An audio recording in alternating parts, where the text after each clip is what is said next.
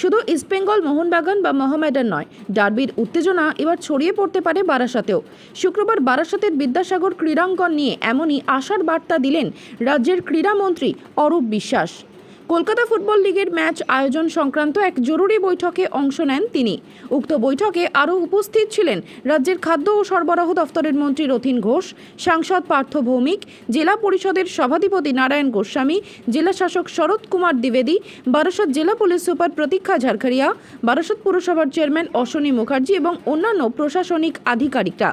বৈঠক শেষে মাঠ পরিদর্শনে যান ক্রীড়ামন্ত্রী। মাঠের পরিকাঠামো খতিয়ে দেখেন তিনি। সেই সঙ্গে এদিন বল নিয়ে মাঠে ফুটবল খেলতেও দেখা যায় তাকে। এদিন সাংবাদিকদের মুখোমুখি হয়ে তিনি জানান, বাকি আছে, আমরা কলকাতার একটা অন্যতম সেরা মাঠ করতে চাই বারাসাতকে। আমাদের সরকার, পুরসভা, প্রশাসক, ডিএম সবাই মিলে, আমাদের এমপি পার্থ ভৌমিক রয়েছেন, রথীন ঘোষ মন্ত্রী রয়েছেন, আমাদের জেলা পরিষদের সভাধিপতি রয়েছেন, আমরা সবাই মিলে একটা এমন মাঠ করতে চাই যাতে কলকাতার বড় ক্লাবগুলো এখানে আমরা খেলা দিতে পারি। তারই প্রস্তুতি চলছে।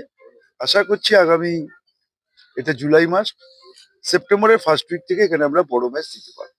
মাঠ তো দেখলেন, কিন্তু নিকাশি ব্যবস্থা জল দাঁড়িয়ে যাচ্ছে। সেটা নিয়েও কাজ চলছে, সেটা নিয়ে আমরা কথা বলেছি, আমাদের এতক্ষণ মিটিংও হয়েছে, সবটাই কাজ চলছে।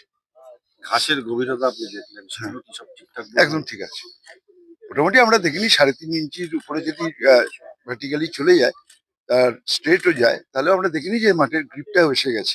এরপরে হাজার জল পড়ুক, লোকে খেলুক, আর কিছু হবে না। মানে একটা সকলের বারাসাতবাসীর একটা চাহিদা যে যত দ্রুত সম্ভব খেলা। হ্যাঁ, দ্রুত সম্ভব তো এত বড় স্টেডিয়ামকে আমরা ঠিক করছি।